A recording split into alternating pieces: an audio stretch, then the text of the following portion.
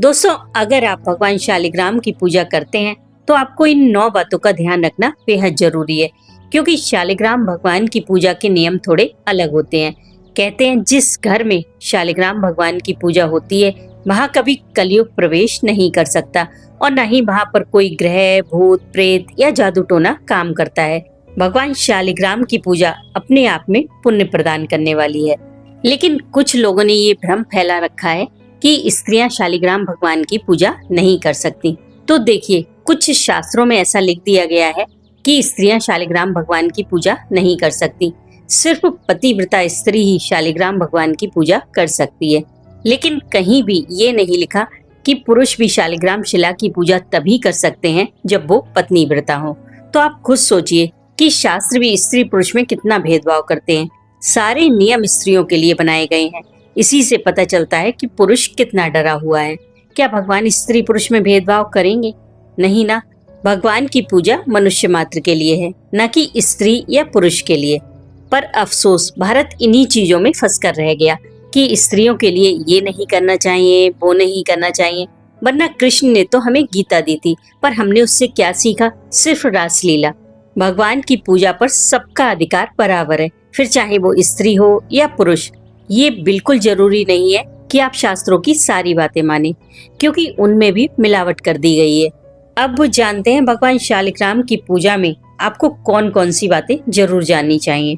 पहली बात, वैसे तो भगवान शालिग्राम को बेचना या खरीदना दोनों पाप है, लेकिन आजकल ऐसा संभव नहीं है, क्योंकि असली शालिग्राम नेपाल की गंडकी नदी में पाए जाते हैं। तो जो लोग उन्हें निकालते हैं वो बेचते भी हैं।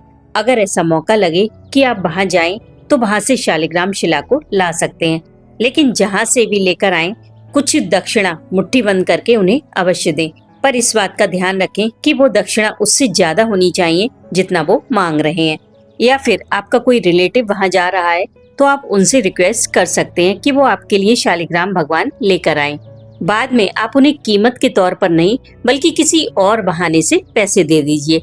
अगर ना ले तो उनके बच्चों को भी दे सकते हैं। दूसरी बात, शालिग्राम भगवान की स्थापना कब करें? तो शालिग्राम भगवान की स्थापना के लिए एकादशी का दिन सर्वोत्तम होता है, लेकिन आप पूर्णिमा या गुरुवार के दिन भी स्थापना कर सकते हैं। तीसरी बात, कितने शालिग्राम भगवान घर में रख सकते हैं? तो देखिए, शालिग्राम हो या शिवलिंग हो, अगर घर में इनकी पूजा कर रहे हैं तो एक ही होने चाहिए। जहाँ भी 2 शालिग्राम या 2 शिवलिंग की पूजा घर में की जाती है वहाँ ग्रह क्लेश बढ़ जाता है, क्योंकि इतनी एनर्जी आप संभाल नहीं सकते और फिर वो क्लेश बनकर बाहर निकलती है।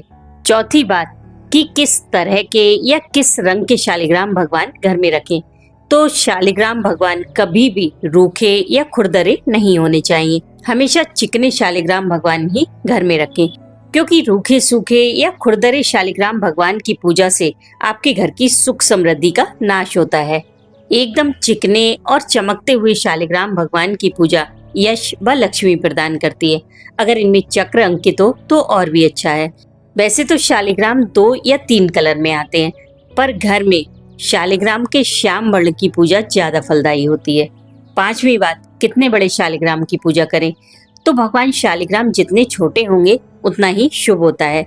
वो अनंत गुना फल देने वाले होते हैं, इसलिए लगभग आंवले के बराबर के शालिग्राम घर में रखना शुभ होता है, क्योंकि इनकी सेवा पूजा की जाती है। तो जितनी बड़ी शिला होगी उतनी ही बड़ी सेवा भी होगी, वरना वो एनर्जी आप संभाल नहीं पाएंगे।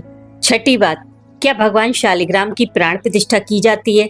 नहीं, भगवान शालिग्राम का कभी भी आवाहन और विसर्जन नहीं होता है, क्योंकि जो शालिग्राम गंडकी नदी से प्राप्त होते हैं वो स्वयं सिद्ध होते हैं, उनकी प्राण प्रतिष्ठा नहीं होती। उन्हें घर में लाने के बाद शंख की ध्वनि से उनका स्वागत करें, पंचामृत से स्नान कराएं, फिर तुलसी के पत्ते पर उन्हें विराजित करें। बस यही उनकी स्थापना विधि है।